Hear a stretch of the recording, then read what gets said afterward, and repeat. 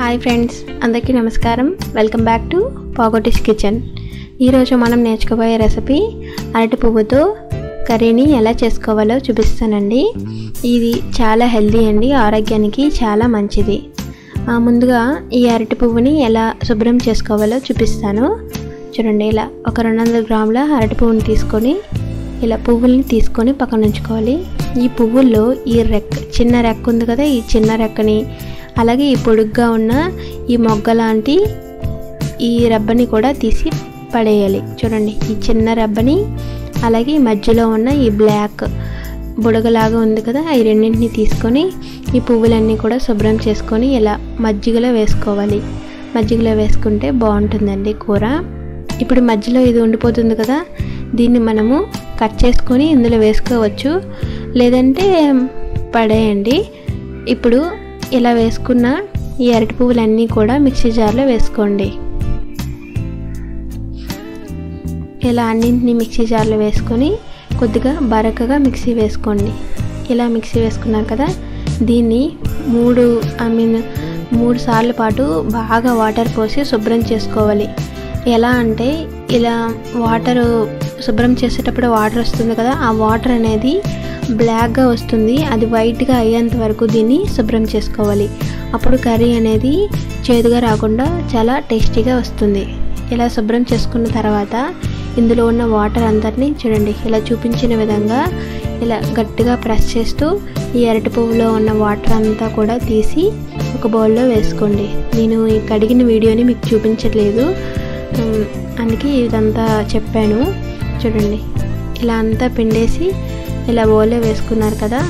ఇప్పుడు దీన్ని ఇలా గట్టిగా ప్రెస్ చేసుకొని సపరేట్ చేసుకోండి. ఇప్పుడు చిన్న బాల్ సైజ్ అంతా చింతపండుని తీసుకొని కొద్దిగా వాటర్ పోసి నానబెట్టుకొని జ్యూస్ తీసి పక్కన ఉంచుకోండి. అలాగే స్టవ్ పై ప్యాన్ పెట్టుకొని ప్యాన్లో 2 టేబుల్ స్పూన్స్ వరకు ఆయిల్ వేసుకోండి. ఆయిల్ వేడైన తర్వాత 1 టీ స్పూన్ జీలకర్ర, కొద్దిగా ఆవాలు, కొద్దిగా మెంతులు వేసుకొని అవి చిటపటలాడేంత వరకు బాగా ఫ్రై చేసుకోండి. చూడండి, ఇలా బాగా ఫ్రై అయిన తర్వాత 1 టీ స్పూన్ మినపప్పుని, 1 టీ స్పూన్ శనగపప్పు, కొద్దిగా ఇంగువని వేసుకొని మరొక నిమిషం పాటు బాగా ఫ్రై చేసుకోండి. చూడండి, ఇలా బాగా ఫ్రై అవుతున్నాయి కదా. ఇలా బాగా ఫ్రై అయిన తర్వాత కొద్దిగా కరివేపాకుని, అలాగే 3 పచ్చిమిరపకాయలు, 1 ఇంచు అల్లాన్ని చిన్నగా తరుక్కొని వేసుకోండి. ఇలా అన్నింటినీ వేసుకొని మరొకసారి బాగా కలుపుకొని ఫ్రై చేసుకోండి. ఈ పప్పులన్నీ కూడా కొద్దిగా కలర్ చేంజ్ అయిన తర్వాత చూడండి, ఇలా 3 టేబుల్ స్పూన్ల పెసరపప్పుని ఒక పావు గంట పాటు నానబెట్టుకొని వాటర్ని సపరేట్ చేసి ఇలా వేసుకోండి. ఇప్పుడు ఈ పప్పు అంతా కూడా ఎల్లో కలర్లోకి వచ్చేంత వరకు ఫ్రై చేసుకోవాలి. ముందు ఇందులో 1 టీ స్పూన్ సాల్ట్ని, 1/2 టీ స్పూన్ పసుపు, 1/2 టీ స్పూన్ కారాన్ని వేసుకోండి. ఎందుకంటే ఇందులో పచ్చిమిరపకాయలు వేసుకున్నాం కదా, అందుకని నేను కారాన్ని తగ్గించాను. ఇవన్నీ వేసుకొని 1 నిమిషం పాటు బాగా ఫ్రై చేసుకోండి. చూడండి, పప్పు అంతా కూడా ఎల్లో కలర్లోకి వచ్చింది కదా. ఇప్పుడు మనం వాటర్ నుంచి సపరేట్ చేసుకున్న ఈ అరటి పువ్వుని వేసుకోండి. ఇలా వేసుకున్న తర్వాత దీన్ని 2 నిమిషాల పాటు బాగా కలుపుకుంటా ఫ్రై చేసుకోండి. ఈ కర్రీ అంతా కూడా ఫ్లేమ్ని సిమ్లో పెట్టుకొని చేసుకుంటే బాగా వస్తుంది. చూడండి, 2 నిమిషాలు ఫ్రై చేసుకున్న తర్వాత మూత పెట్టుకొని 5 నిమిషాల పాటు మగ్గనివ్వండి. ఇలా 5 నిమిషాలు మగ్గిన తర్వాత మనం ముందు తయారు చేసి పెట్టుకున్న ఈ చింతపండు జ్యూస్ని వేసుకొని మరొకసారి బాగా కలుపుకోండి.